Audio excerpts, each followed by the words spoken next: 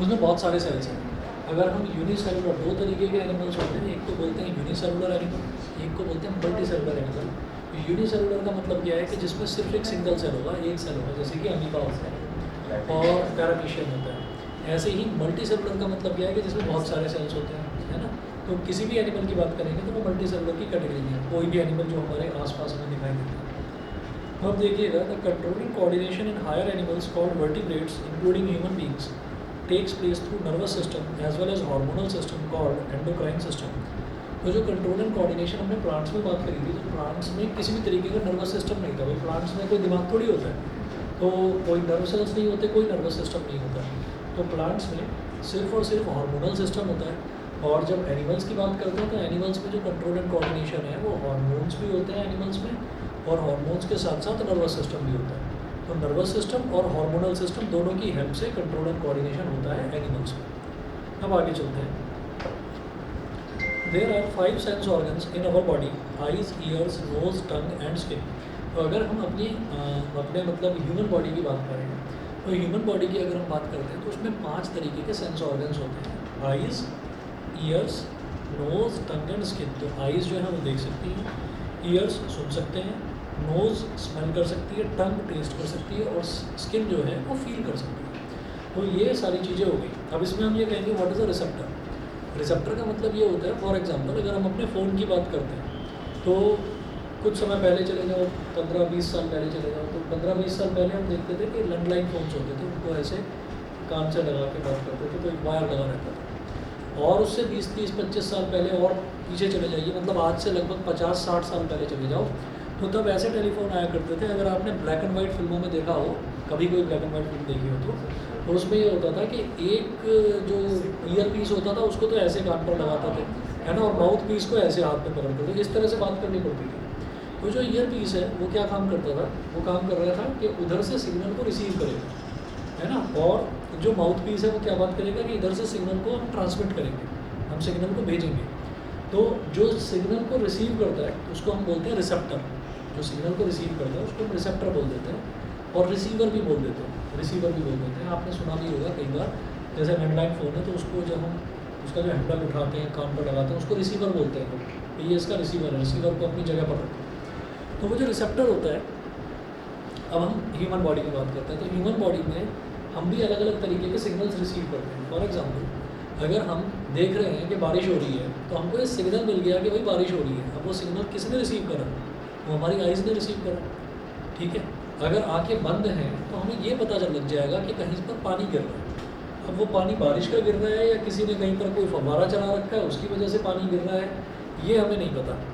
लेकिन हम अपनी आंखों से देखेंगे तब हमें दिखाई देगा कि अच्छा आसमान से ही गिर रहा है पानी, तो इसका मतलब बारिश हो रही है। इसी तरीके से दूसरा, हमने ये कहा कि भाई कहीं पर कुछ जलने की स्मेल आ रही है, तो हमने सिग्नल रिसीव करा कि भाई कोई चीज़ जलने की स्मेल आ रही है, तो वो स्मेल का सिग्नल किसने रिसीव करा? वो उसने रिसीव करा।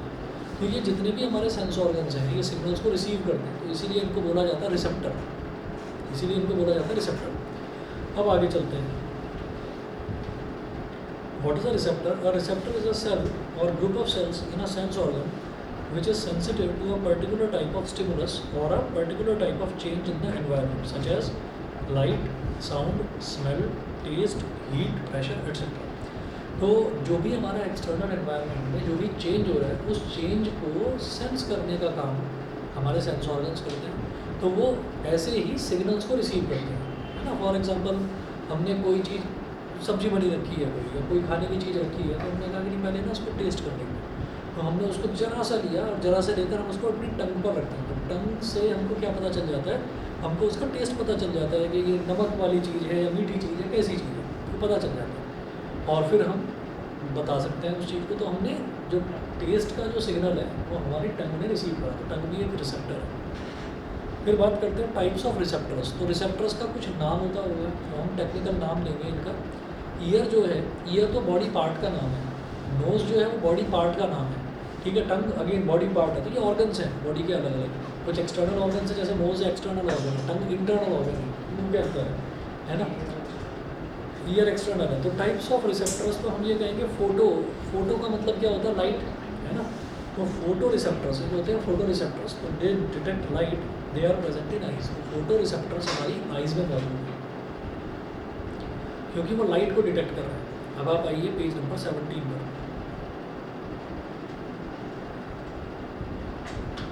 17 में दूसरा फोनो रिसेप्टर्स। तो फोन मतलब एनीथिंग रिलेटेड टू हियरिंग। तो phono receptors detect sound, bracket में है they are present in our ears. ठीक है, वो गलती से इन नियर ईयर्स लिखा है, नियर नहीं वो अवर है ना। They are present in our ears. तो फोनो रिसेप्टर्स जो हैं वो साउंड को डिटेक्ट करते हैं और वो हमारे कानों में मौजूद होते हैं। फोटो डिटेक्टर्स लाइट को डिटेक्ट करते हैं, रिसीव करते हैं, तो वो हमारी आंखों में मौजूद होते हैं। उसके बाद थर्ड देखिए olfactory receptors detect smell. Olfactory हमने एसिड बेस में करा था। Olfactory indicators they detect the sense of smell, they are related to the sense of smell. तो वो स्मेल को रिसीव करने के बाद वो हमारी नोज़ में मौजूद होती है। Olfactory receptors they are present in nose. फिर आता है gustatory receptors. Gustatory receptors detect taste, they are present in tongue. वो हमारी टंग में मौजूद होते हैं जो टेस्ट को डिटेक्ट करते हैं। फिर आता है thermo receptors. Thermo receptors detect heat और cold, they are present in skin. तो हम किसी भी चीज़ को छू कर ही बता सकते हैं कि वो चीज़ गर्म है या ठंडी है, देख कर नहीं बता सकते, सूंघ कर नहीं बता सकते। ठीक है, उसको छूना पड़ेगा, तो उसको बोलते हैं हम thermo receptors. All the receptors in the sense organs receive stimuli from the surrounding environment and send the message conveyed by them to the spinal cord and brain in the form of electrical impulses through the sensory nerves। तो जितने भी receptors हैं ये signal लेते हैं। Signal जैसे मान लीजिए हमने कोई यूटेंसिल है, कोई बर्तन है, वो गर्म हो रखा है बहुत ज़्यादा, हमने उसको छुआ और छूते ही हमने झटके से अपने हाथ को पीछे हटा दिया। तो जैसे ही हम झटके से अपने हाथ को पीछे हटाते हैं इसका मतलब क्या है कि हमारे जो स्किन सेल्स हैं, तो स्किन सेल्स में जो है थर्मो रिसेप्टर्स मौजूद हैं। थर्मल जो शब्द है वो रिलेटेड है किससे? टेम्परेचर से। टेम्परेचर से रिलेटेड है कि टेम्परेचर ज़्यादा है, कहेंगे कि थर्मल जो टेम्परेचर है इसका वो ज़्यादा हो गया, और अगर वो कोई चीज़ ठंडी है तो हम कहेंगे जो उसका थर्मल टेम्परेचर है वो कम हो गया।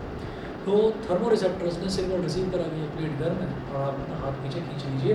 तो वो कैसे हुआ कि जैसे ही हमने छुआ किसी चीज़ को तो छूते ही हमें पता लगा कि गर्म है। तो हाथ के अंदर जो मसल्स हैं, मसल्स से ही न्यूरॉन्स कनेक्टेड हैं और वो न्यूरॉन्स सीधा हमारे ब्रेन तक जाते हैं और ब्रेन को वो सिग्नल जो पहुंचाते हैं, वो सिग्नल जो है वो सिग्नल ऐसा नहीं है कि उसमें कुछ किसी ने कोडिंग कर दी, उसमें लिख दिया कि गर्म है गर्म है गर्म है, वो लिखा हुआ है, दिमाग में जाकर छप गया गर्म है, तो दिमाग ने कहा कि नहीं गर्म है तो हाथ पीछे खींच लो नहीं तो जल जाओगे। तो ऐसा नहीं होता। वो दो तरीके के सिग्नल होते हैं, फेवरेबल सिग्नल या non favourable signal. Favourable signal जो है वो भी इलेक्ट्रिकल इम्पल्स के तौर पर जाता है। इलेक्ट्रिकल इम्पल्स होती है कि मतलब वो सिग्नल गया, उसने कहा कि हाँ इसको रिसीव करा जा सकता है, रिसीव करा जा सकता है मतलब टेम्परेचर ठीक है, इस बर्तन को पकड़ लो, ठीक है। तो और एक दूसरा सिग्नल गया, वो आ गया कि ये अनफेवरेबल सिग्नल है। अनफेवरेबल सिग्नल का मतलब बहुत ज़्यादा गर्म है, इसको छुआ नहीं जा सकता, हाथ जल जाएगा। तो तुरंत सिग्नल ब्रेन तक जाता है और ब्रेन से एकदम सिग्नल वापस आता है और वो कहता है कि भाई हाथ को पीछे खींचो, ठीक है। तो ये इस तरीके से काम करता है ब्रेन। अभी आगे डिटेल में करेंगे इसको। फिर हम बात करते हैं रिसेप्टर का काम होता है सिग्नल को रिसीव करना। कि कोई भी चीज़ है, हमने कोई चीज़ ऑब्जर्व करी, उसको हमने रिसीव करा सिग्नल को, कि कोई प्लेट गर्म है या बारिश हो रही है, तो हमारी आंखों ने रिसीव करा उस सिग्नल को कि बारिश हो रही है, भाई छतरी लेकर निकलना, ठीक है। अगला देखिएगा, फिर बात करते हैं इफेक्टर की कि इफेक्टर क्या होता है। तो अगला क्वेश्चन है what is an effector.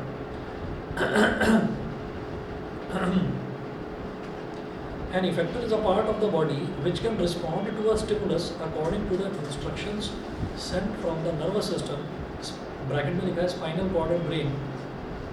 The effectors are mainly the muscles and glands of our body. तो इफेक्टर जो है वो स्टिमुलस के बदले में रिस्पॉन्स का काम जो है वो इफेक्टर करता है। तो स्टिमुलस क्या है? स्टिमुलस क्या है? जिसने आकर हमें स्टिमुलेट कर दिया, जिसने आकर हमको समझाया कि भाई ये प्लेट गर्म है, इसको मत छुओ। और इफेक्टर क्या है कि आपके हाथ को जलने से कौन बचाएगा? आपके हाथ की मसल्स। हाथ की मसल्स कॉन्ट्रैक्ट हो गई तो उन्होंने जो हथेली है, जो आपकी फिंगर्स हैं, उसको पीछे खींचेंगे। तो ये इफेक्टर है। तो इफेक्टर क्या होते हैं? जनरली मसल्स होती हैं, मसल्स ही एक्टिविटी करती हैं। तो हम ये कहते हैं कि हम शांति से बैठे हुए हैं, कहीं पर कहीं हमको दिखाई दे रहा है कि एक पागल कुत्ता आ रहा है, जीभ लटकी हुई, उसको आगे काट लेगा। ये पहचान होती है, मालूम है कि नहीं? ठीक है। जिस कुत्ते की जीभ इधर लेफ्ट साइड से या राइट साइड से लटकी हुई है, तो भाई उससे जो है कम से कम 100 मीटर की दूरी बनाकर चलो, ठीक है। तो ये नहीं है कि बड़ा क्यूट है और बहुत अच्छा है और बड़ा ऐसा है वैसा है, ठीक, तो ये आजकल आप इंसिडेंट्स बहुत ज़्यादा सुनते भी होंगे कि सोसाइटी में छोटे से बच्चों को बहुत बुरी तरीके से फाड़ दिया कुत्ते ने, है ना। तो और दूसरा ये होता है कि ये बहुत ज़्यादा हो रही है आजकल घटना, तो थोड़ा सा संभल के रहा करो, है ना। हाँ थोड़ा, हाँ वही मैं बता रहा हूँ। सोसाइटी में जो रोज होता है मार किसी के पीछे। अरे यहाँ पर भी रोज होता है, यहाँ पर भी रोज होता है, यहाँ पर तो आवारा कुत्ते भी आ गए। हमारे तो वही तो है। तो उसको कुछ कह भी, उनको कुछ कह भी नहीं सकते। अगर कह दोगे तो उनके मालिक जो है वो ना, वो कुत्तों से भी भयानक कुत्ते बन के वो लड़ने के लिए आ जाते हैं। तो ऐसा हो जाता है किसी को कुछ कह दो तो। और कई जगह तो ये भी प्रॉब्लम है कि आपने, कई जगह तो ये भी प्रॉब्लम होती है कि आपने हमारे ब्रूनो को कुत्ता कैसे बोल दिया, उसका नाम तो ब्रूनो है, आपको उसको कुत्ता बोलना चाहिए। ये भी प्रॉब्लम होती है ना। कि अगर कोई बोल दे ना, कोई डॉगी को बोल दे तो डॉगी भी गाली लगती है, कॉलिंग ब्रूनो है इसका। कुत्ता भी नहीं। कई बार लिफ्ट में भी तो मिल जाते हैं ना। अर्जुन जाओ मिलता है, एक और मिलता था।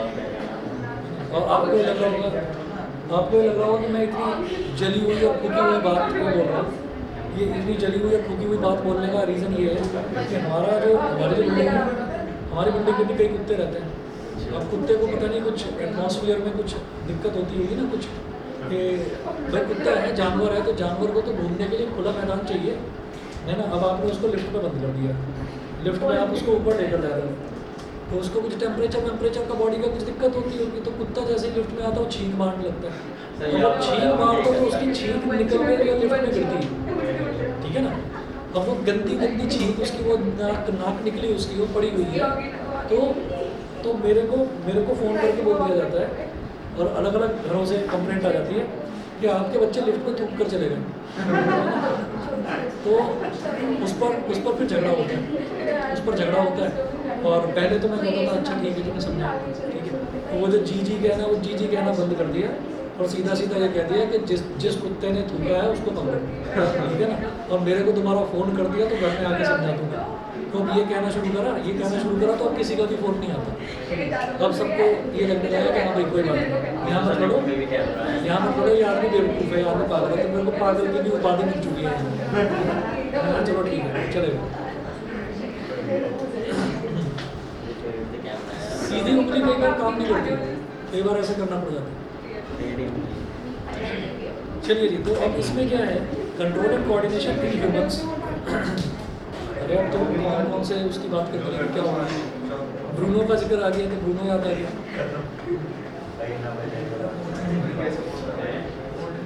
एक और भी है, चला गया अभी यहाँ से, एक और भी कुत्ता, उसका नाम इतना जबरदस्त नाम, ऑस्कर।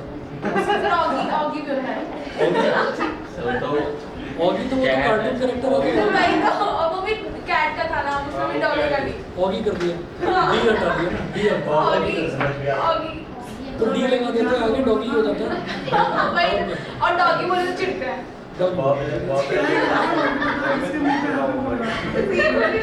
ऑस्कर लगा दिया कर। ऑस्कर वही ना।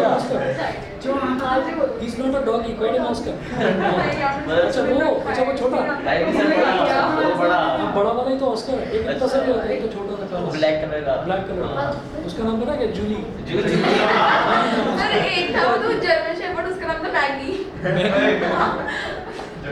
बड़े खतरनाक है यहाँ पर। डोरा, एक का नाम था डोरा। जूली शरीफ है, जूली आई थी, जूली पैरों को चारों तरफ। ऑस्कर तो बड़ा खतरनाक था। मेरे मामा के पास जो है ना पिटबुल, तो उसका नाम रखा है माउजर। माउजर धू आवाज़ आती है, बहुत बढ़िया। तो एक बेचारा लड़का अभी कुछ दिन पहले जब हम, पर गलत रख हाँ गलत रख दिया। वो जैसे नानी थी ना, नानी रही तो उसे लगा कि घर में कोई और आ गया होगा, तो उसने नानी के सिर में डांस मारा। छी भाई, ये होता है, ये बहुत चले ना। और पता है एक और है, एक अंकल मिल गए रास्ते में। तो पहले इस ब्लॉक में रहते थे, दूसरे ब्लॉक में चले गए, उनके पास भी जर्मन शेफर्ड था। तो वो रास्ते में मिले, तो मेरी आदत है कि जो भी उम्र में बड़े ना पैर छूता हूँ उनके। मैंने पैर छुआ उनके, तो मैंने देखा पैर में पट्टी बंधी हुई है, पट्टी बंधी हुई है पैर में। तो मैंने पूछ लिया, उनके पास भी एक कुत्ता था, उस कुत्ते का नाम था मार्शल। अभी अभी आगे तो सुनो। तो मुझे क्या आगे हुआ? आगे ठीक है, तो अब क्या हुआ, एक्टिव हो गया डॉगी के नाम पर एक्टिव हो गया, मतलब रखने वाले हो। ऑगी रखेगा फिर ऑगी डॉगी रखेगा। अपने डर को रख दिया वहाँ की सुन लोगे, वहाँ की सुन लोगे तो दिमाग अलग ही लेवल का। अरे शांत हो जाओ, अलग ही चल रही है। तो मैंने पूछा, मैंने कहा अंकल क्या हो गया, ये कैसे चोट लग गई? तो कहने लगे ये हाथ देखो ना मेरे। मैंने हाथ देखा, हाथ पर भी पट्टियाँ बन रही हैं। ये क्या हुआ? कहते मार्शल को गुस्सा आ गया था। मैंने कहा अच्छा, तो उसने आपको काट लिया? कहते हाँ, इसको जब गुस्सा आता है ना तो मुझे देखता नहीं है कुछ भी, तो काम कर देता बस। मैंने कहा अंकल आपको फाड़ दिया इसने जगह जगह से, और आपको मतलब अभी भी उसको गुस्सा आ जाता है। तो कह रहे देखो ये तो ह्यूमन नेचर है, ये एनिमल नेचर है ना। तो कह रहे हमें एनिमल नेचर को समझना पड़ेगा। मैंने कहा अंकल अब यही करूँगा, अब यही समझूंगा। बहुत बढ़िया भाई। चलो जी आगे चलते हैं। तो control and coordination in humans. हाँ जी, ह्यूमंस पर आ जाते हैं। तो ह्यूमन में जो कंट्रोल एंड कोऑर्डिनेशन है, वो जो एक्टिविटीज़ हैं वो दो तरीके से होती हैं। एक तो नर्वस सिस्टम करता है और एक एंडोक्राइन सिस्टम करता है। एंडोक्राइन सिस्टम मतलब हार्मोन्स, ठीक है। अब कई बार ऐसा होता है कि जो हार्मोन्स हैं वो हार्मोन्स पहले काम कर जाते हैं और एंडोक्राइन सिस्टम, ये पढ़ाई कर रहे हैं, पढ़ाई कर रहे हैं। अच्छा अच्छा। तो जो एंडोक्राइन सिस्टम है वो हमारा हार्मोनल सिस्टम है, और जो नर्वस सिस्टम है वो दिमाग वाला सिस्टम है। तो कई बार ऐसा होता है कि दिमाग के भी काम करने से पहले हमारे हार्मोन्स काम कर जाते हैं, ठीक है। तो वो हार्मोन्स कैसे, जिसमें ग्लैंड्स वगैरह होती हैं वो काम कर जाते हैं। वो ऐसे कि जैसे सामने कटोरी में गुलाब जामुन रखा है, तो एकदम से यहाँ से सलाइवरी ग्लैंड्स हैं, है ना, पानी आ गया, सोच कर भी पानी आ गया। मैंने जिक्र करा उसके मुंह में पानी आ गया, ठीक है। तो ऐसा हो जाता है, ठीक है। तो ये जो है ये हमारा हार्मोनल सिस्टम है ना। एक चीज और सुनो, यॉर्निंग जमाई आती है, जमाई अगर मैं जमाई लूँगा तो आप भी लोगे, ठीक है। और ये इतना ज़्यादा कंटेजियस है कि अगर टीवी में भी कोई जमाई ले रहा है तो उसको देखकर भी आपको नींद आ जाएगी, जमाई आ जाएगी। तो यॉर्निंग जो है वो सबसे ज़्यादा कंटेजियस डिजीज़ होती है, मतलब देखकर फैलने वाली बीमारी, है ना, बीमारी लगी। तो अब जरा देखिएगा कि हम ये कहते हैं कि जैसे जो कुत्ते की बात हो रही थी, तो एक खतरनाक कुत्ता आया दौड़ते हुए और हम एकदम से भागे। तो हमारे दिमाग ने, हमने देखा यार ये कुत्ता आ रहा है, बड़ा खतरा है। तो उस खतरे का सिग्नल हमारे दिमाग तक गया, दिमाग से जवाब आया कि बेटा उठ और भाग यहाँ से, नहीं तो बहुत आदत खराब हो जाएगी, है ना। तो फिर हम भागते हैं। तो ऐसा नहीं है, उस केस में क्या है, उस केस में हमारे हार्मोन्स ही काम कर देते हैं। देखते ही एकदम डर लगता है, और डर लगते ही स्टमक के ऊपर होता है पेनक्रियास, पेनक्रियास के ऊपर होते हैं एड्रीनल ग्लैंड, और adrenal gland adrenaline hormone secrete करता है। वो हार्मोन ये कहता है कि बस जान बचाओ और भाग यहाँ से, ठीक है। क्या हाँ ठीक, कटवा ले तो वहाँ बैठे जाओ, ये होते हैं ओके। तो डॉग यार क्यों बैठ जाते हो प्लेट को क्या नाम देखने? है तुम्हारे डॉगी का, क्या नाम है? देखो चुप लगा के बैठो, तब से नाम नहीं बता रहे। सर बता रहा था भी मैंने, क्या नाम है? क्या ही बताऊँ क्या सर, कुछ बता रहा था मैंने। क्या मैं बता इसके पास क्या है? अरे तभी तो चुप बैठा, तब से बोला नहीं है। अच्छा इसके पास है। ये भी साल की लड़का लड़की नाम तो बताओ। मेरा डॉगी हाँ मेरा डॉगी नहीं है तो फिर क्या होना है? कैट है, कैट है। फिर कौन है? रैबिट। जेरी जेरी पैरेट है, पैरेट। रैट टॉम पाता अच्छा जेरी और फिर टॉमी है। छुपा गया डॉगी है इसके पास, छुपा गया ये। अब आगे सुनिएगा, पेज नंबर 18 पर आ जाओ। सबसे बताया नाम। पेज नंबर 18 ढूंढ लिया तुमने? ढूंढ लिया, और नाम पता चल गया? नहीं नहीं, उसके डॉगी का क्या? मैं बताऊँ? हाँ वो नहीं तो क्या? मैं बता। हाँ नहीं तो शर्मा रहे हो? क्या है? हाँ? कुत्ता ही नाम है, कुतिया। यही नाम है। बेचा बेचा कुत्ते का नाम कुतिया। मेल का नाम देखा फिर भाई वो बहुत गालियाँ देता है। अरे भाई ये तो गाली बन चुका है वैसे। In human beings, nervous system and endocrine system work together to control and coordinate all our activities such as our physical actions, our thinking process and our emotional behavior. तो जो नर्वस सिस्टम है और endocrine system है यही decide करता है हमारे physical actions कैसे होंगे, हमारा थिंकिंग प्रोसेस कैसा है और हमारा इमोशनल बिहेवियर कैसा है. तो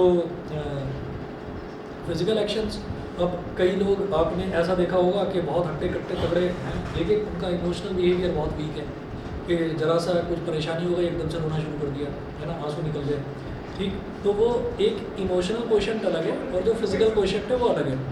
थिंकिंग प्रोसेस ये है कि कोई तो पेपर आ गया तो बहुत ज़्यादा टेंशन में है ना, और कोई जो है उसको बिल्कुल टेंशन आराम से. तो ये थिंकिंग प्रोसेस है. अब आगे चलते हैं ह्यूमन नर्वस सिस्टम. सर कैसे के साथ होता है? हाँ नहीं बेफिक्र रहता है, घर पर सबको टेंशन नहीं रहती, इसको टेंशन नहीं होती इसको. आगे चलते हैं human nervous system. The function of nervous system is to coordinate the activities of our body. The nervous system helps all other systems of our body to work together. अब उसके बाद नर्वस सिस्टम की हम basic unit की बात करेंगे. जैसे हम अपनी ह्यूमन बॉडी की बात करते हैं तो हम ये कहते हैं कि ह्यूमन बॉडी में सबसे छोटा जो सेल होता है, जो सबसे छोटी यूनिट होती है उसको सेल बोलते हैं. तो ऐसे ही अलग अलग सेल्स के अलग अलग नाम होते हैं. तो जैसे हम ब्रेन की बात करें, नर्वस सिस्टम की बात करें, तो नर्वस सिस्टम में जो सबसे छोटा जो सेल होता है उसको हम बोलते हैं न्यूरॉन. ठीक है, तो सुनिएगा, the units which make up the nervous system are called nerve cells और neurons. So neuron is the structural and functional unit of the nervous system. तो न्यूरॉन जो है वो किसी भी नर्वस सिस्टम की स्ट्रक्चरल और फंक्शनल यूनिट है.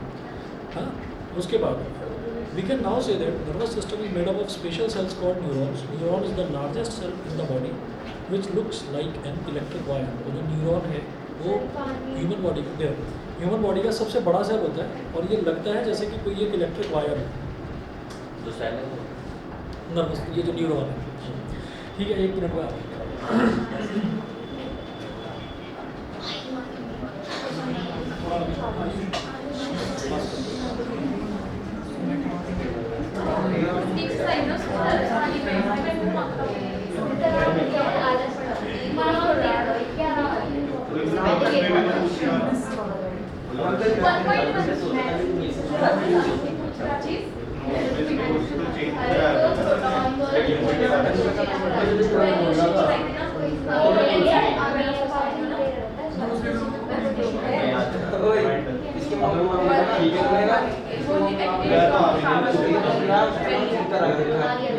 इसकी बहन की था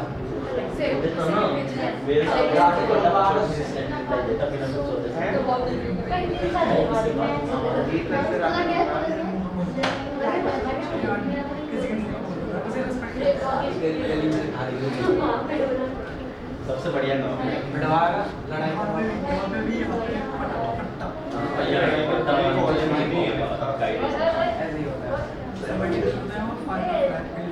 गीला जा रही है, रखी जा रही है.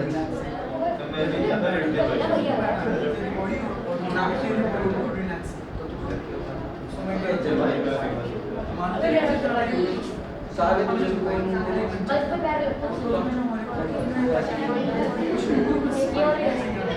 लक्ष्य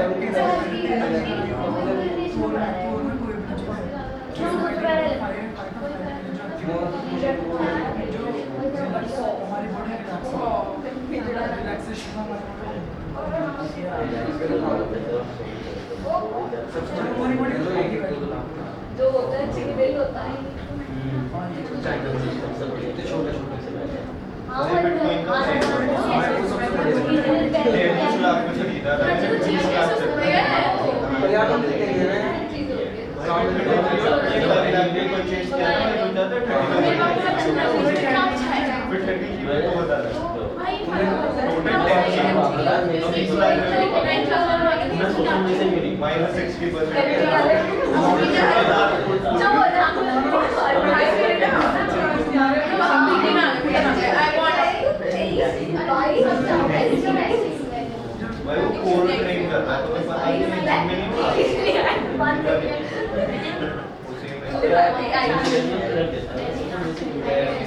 भाई तू Elvish fan I do single पीछे वाले साइड से भाई तो उसकी मतलब भाई कुकिंग ये बनाई ऐसे ऐसे आगे आ रही है तो सारा बस बने उसमें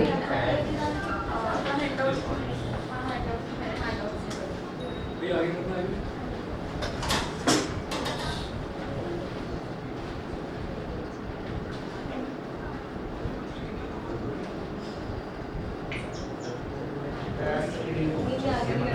मुझे वो देखना चाहिए क्या हो गया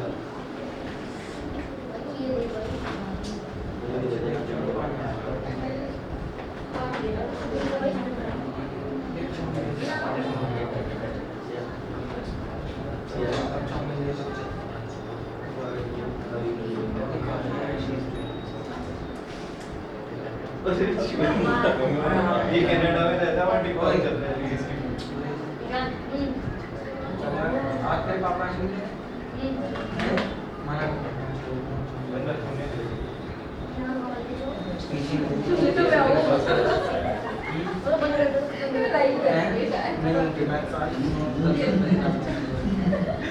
ऐसे यार मैं तो वही ऐसी एडिट था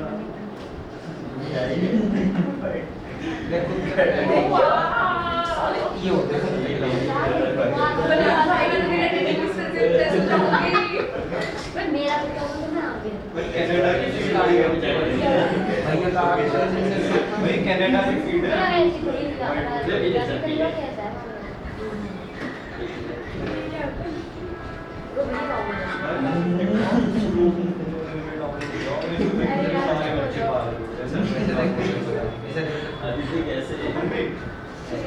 पीला पीला वो है सो है वो है बच्चे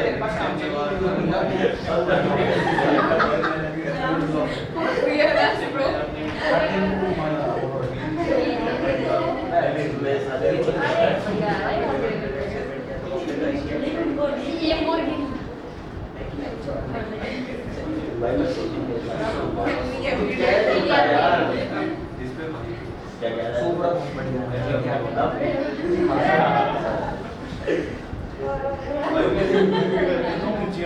दोस्त के बच्चे की दिया हमने पीछे भाई ऐसे मत करो पानी निकल जाएगा मुझसे मैं उसको क्या पानी हो देख लो मतलब इससे भी किया क्या पता नहीं क्यों बड़े अच्छे से बीच में रुके हाँ जी आगे चलते हैं फिर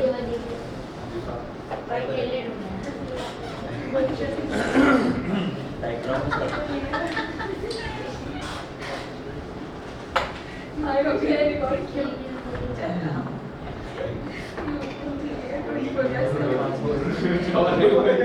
क्या है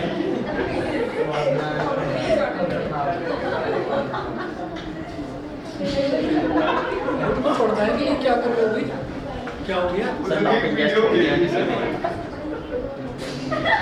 सही आप तुमने वीडियो में ये कर रहे नहीं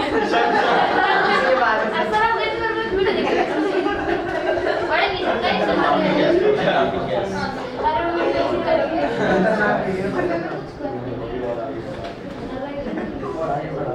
आगे बढ़िए ये दर्द सीधा दर्द से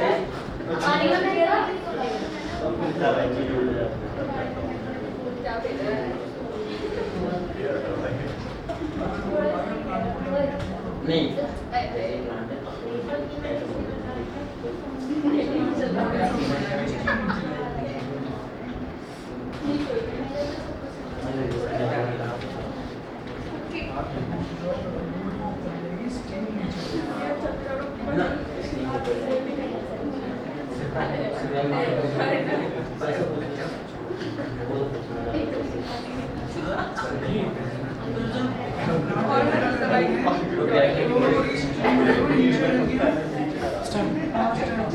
ग्रेविटी के फोर्स जब हमने उसको उल्टा ही कर दिया तो उस टाइम भी ग्रेविटी की तरफ ही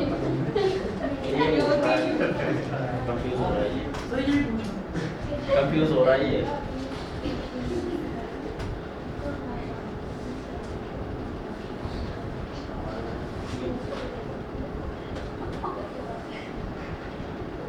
बहुत ज़्यादा हंसी आ रही है भैया सर काफी गेस्ट होते हैं पीछे।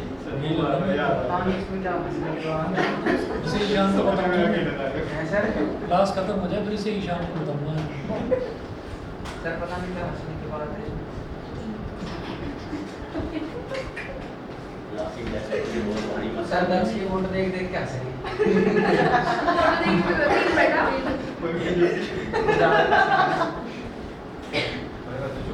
खुद हंस रहा है। और साइड में जो बीच में जो कोने में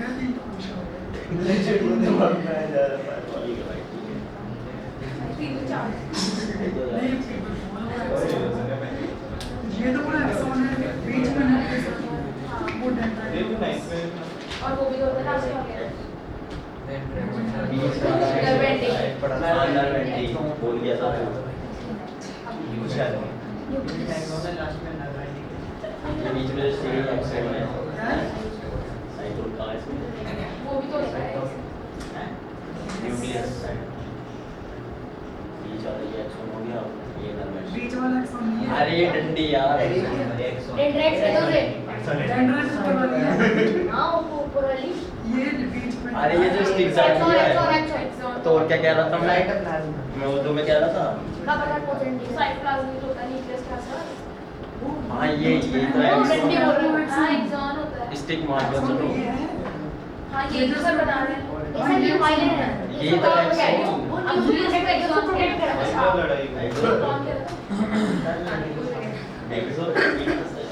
भाई सो जा मैं सो ही रहा हूँ यार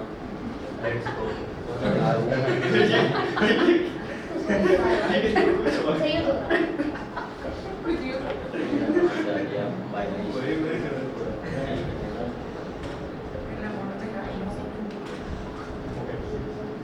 चक्के भी कौन से यहाँ जो पहले मजा होगा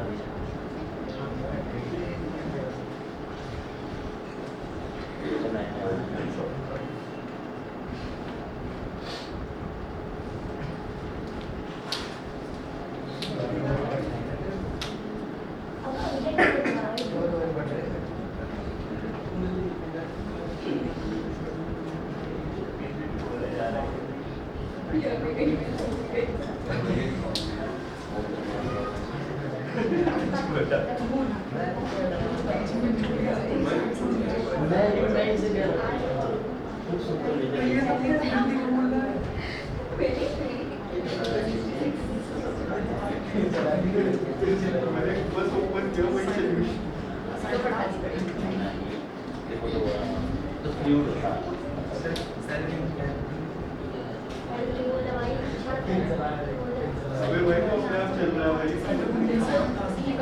साइटोन कहाँ है सर भी क्या हो गया? साइटोन क्या होता है साइटोन होता है ये कह रहा है साइटोन भी होता है ऊपर वाले की चल रहा है इसका जेरी का अलग ही चल रहा है। पूरी क्लास में बैठा मास्टर में हाँ सर देख तो भेजा है कौन है ये ईशान है ना भेज रहा हूँ। सर मैं बस इस साफ सीधी भाषा में कहता है ये जो स्टिक है ये एक्सोन है पर ये सब पीछे वाले घुमा के कह रहे हैं मैं बीच वाली न्यूक्लियस को एक्सोन कह रहा हूँ बस छोड़ो वही तो कह रहा हूँ मैं भी बनाया तू हमें क्या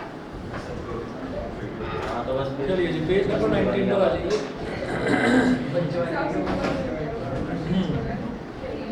देखिए जी इसमें ऐसा होता है कि ये जो है ये पूरा का पूरा जो यहाँ से लेकर यहाँ तक ये पूरा का पूरा एक जो है एक न्यूरॉन है। ये पूरा का पूरा न्यूरॉन है। अब न्यूरॉन में क्या होगा न्यूरॉन में जैसे नॉर्मल तरीके से सेल होते हैं उसमें बीच में न्यूक्लियस होता है तो यहाँ पर भी बीच में न्यूक्लियस है और न्यूरॉन में से यहाँ से साइड से डेंड्राइट्स निकलते हैं। डेंड्राइट्स क्या होते हैं हेयर लाइक स्ट्रक्चर होते हैं तो डेंड्राइट्स निकलते हैं। ये पूरे की पूरी इसकी सेल की बॉडी है और फिर ये एक न्यूरॉन जो है जो दूसरे न्यूरॉन से कनेक्ट होगा तो यहाँ पर ये जो डंडी जैसा है ये क्या है एक्सॉन है। ऐसा नहीं मुझे पता थी ठीक है ना तो ये पूरा का पूरा एक्सॉन है लेकिन जब ये किसी दूसरे न्यूरॉन से कनेक्ट होगा तो दूसरे न्यूरॉन से जब ये कनेक्ट होगा तो नर्व एंडिंग्स के थ्रू कनेक्ट होगा।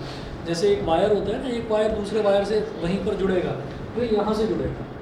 अच्छा जी अब इसमें इसको प्रोटेक्शन के लिए न्यूरॉन्स जो हैं वो डैमेज ना हो जाए क्योंकि न्यूरॉन्स में इंफॉर्मेशन बहुत स्टोर रहती है। जैसे मैंने तुम्हें आज देखा तो कल हो सकता है मैं तुम्हारा नाम भूल जाऊँ, लेकिन परसों फिर मैं तुमसे तुम्हारा नाम पूछूंगा, 1-2 दिन मेरे को टाइम लगेगा याद करने में, फिर मुझे याद ही हो जाएगा कि भाई ये तुम्हारा नाम है। तो वो जो इन्फॉर्मेशन है वो कहीं तो स्टोर हुई, ठीक है, जैसे इसके हाथ में स्टोर हो रही है, ये हाथ में चेक कर रहा है ऐसे ऐसे करके, है ना। तो ऐसे ही वो दिमाग में हुई स्टोर, तो वो जो न्यूरॉन्स हैं वो कहीं डैमेज ना हो जाए, क्योंकि वो डैमेज हो गए तो इन्फॉर्मेशन जो है वो लॉस हो जाएगी, है बेटा। अरे नहीं, मैं मजाक कर रहा अरे मसल मेमोरी। तो यहाँ पर हमने ये कहा है कि ये जो एक्सॉन है, इस एक्सॉन में सारी इन्फॉर्मेशन स्टोर रहेगी, तो वो इन्फॉर्मेशन कहीं उस इन्फॉर्मेशन का लॉस ना हो जाए, वो कहीं इन्फॉर्मेशन खत्म ना हो जाए। तो इस वजह से अरे यार ये कौन है वीडियो कॉल कर रहा है, ग्रुप वीडियो कॉल आ रही है, तुम तो नहीं कर रहे हो? किसी नंबर से आ रहा है। तो वहाँ से इन्फॉर्मेशन कहीं लॉस ना हो जाए, तो उसको प्रोटेक्ट करने के लिए माइलिन शीट लगी रहती है, भगवान लगा के भेजते हैं, ठीक है ना, प्रोटेक्शन के लिए। अच्छा, अब आगे चलते हैं। अब 19 पेज नंबर 19 पर आ जाइए। अ न्यूरॉन और नर्व सेल हैज़ 3 कंपोनेंट्स। तो न्यूरॉन के 3 कंपोनेंट्स होते हैं। पहला है सेल बॉडी, दूसरा है डेंड्राइट्स और तीसरा है एक्सॉन। सेल बॉडी तो ये हो ही गई पूरी सेल बॉडी, दूसरा ये जो डेंड्राइट्स है, जो इधर से डेंड्राइट्स निकल रहे हैं, और ये हो गया एक्सॉन। डेंड्राइट जो है, डेंड्राइट का काम भी इंफॉर्मेशन गैदर करने का होता है ना, डेंड्राइट इंफॉर्मेशन गैदर करता है। दूसरे न्यूरॉन से कहाँ से कनेक्ट होता है? दोबारा बोलो। दूसरे न्यूरॉन से दूसरा न्यूरॉन जो है वो यहाँ से नर्व एंडिंग से कनेक्ट होगा, उसकी नर्व एंडिंग इसकी नर्व एंडिंग ना। अब देखिएगा, अब इसके 3 कंपोनेंट्स होते हैं। पहला है सेल बॉडी, फिर डेंड्राइट, फिर एक्सॉन। तीनों के बारे में देखते हैं। A number of long and thin fibers are stretching out from the cell body of a neuron. They are called nerve fibers. तो बहुत सारे पतले पतले फाइबर्स जो न्यूरॉन में से बाहर निकलते हैं, they are called nerve fibers. उनको nerve fibers बोलते हैं। The shorter fibers on the body of a neuron are called dendrites. तो न्यूरॉन की बॉडी पर जो छोटे फाइबर होते हैं उनको डेंड्राइट बोल देते हैं। The longest fiber of the cell body of a neuron is called axon. तो सबसे लंबा जो फाइबर है वो एक्सॉन कहलाता है। फिर आता है axon has an insulating and protective sheet और cover of myelin around it. Myelin is made of fat and protein. तो उसको प्रोटेक्शन देने के लिए एक कवर बना रहता है, एक शीट बनी रहती है उसके ऊपर, उसको माइलिन शीट बोलते हैं। It is made up of fat and protein. उसके बाद देखिए, how messages are transmitted and transferred from one neuron to another in the nervous system.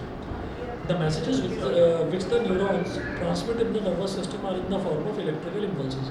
जो मैसेजेस ट्रांसफ़र होते हैं वो इलेक्ट्रिकल इम्पल्सेस के तौर पर ट्रांसफ़र होते हैं। The dendrites which pick up the nerve impulses or messages from the receptors. जो डेंड्राइट्स जो हैं वो नर्व इम्पल्सेस को या फिर मैसेजेस को वो रिसीव करते हैं। यही बताया ना, जो डेंड्राइट है मैसेजेस को क्या करते हैं, रिसीव करते हैं। तो रिसेप्टर्स का काम करते हैं, ठीक है ना। डेंड्राइट्स मैसेजेस को रिसीव करते हैं। They pass the impulses to the cell body and then along the axon. Dendrite का काम ये है कि फिर मैसेज को रिसीव करके ना सेल बॉडी में ट्रांसफर कर देते हैं। जब सेल बॉडी में ट्रांसफर कर देते हैं तो वो आगे पुश ऑन हो जाते हैं एक्सॉन के थ्रू, ठीक। फिर वीडियो भेज रहा है मैसेज टोन बड़ी अब उसके बाद they pass the impulses to the cell body and then along the axon. Next point है, the axon passes the impulse or message to another neuron through a junction or gap called synapse. जो axon है वो messages को मतलब आगे जो transfer करता है अगले न्यूरॉन में जो ट्रांसफ़र करता है, तो वो एक गैप के थ्रू ट्रांसफ़र करता है। बीच में गैप होता है, उस गैप को बोलते हैं हम सिनेप्स, ठीक है ना। जब एक न्यूरॉन दूसरे न्यूरॉन से कनेक्ट होता है तो बीच में एक गैप होता है, उस गैप को बोलते हैं वो सिनेप्स।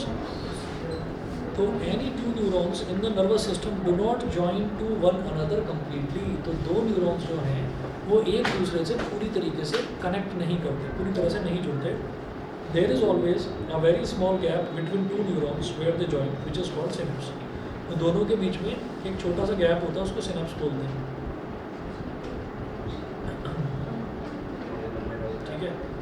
अब ये डायग्राम बनाकर चलिए अगली बार ही बताता हूँ सिनेप्स वाला। आज इतना ही कर लीजिए। सिनेप्स के बाद में ब्रेन पढ़ते हैं, ब्रेन पढ़ते हैं। नर्वस सिस्टम दो तरीके के, सेंट्रल और पेरिफेरल, और उसके बाद में ब्रेन। ये करें। हाँ जी, सर इसका क्या होता है बता दीजिए।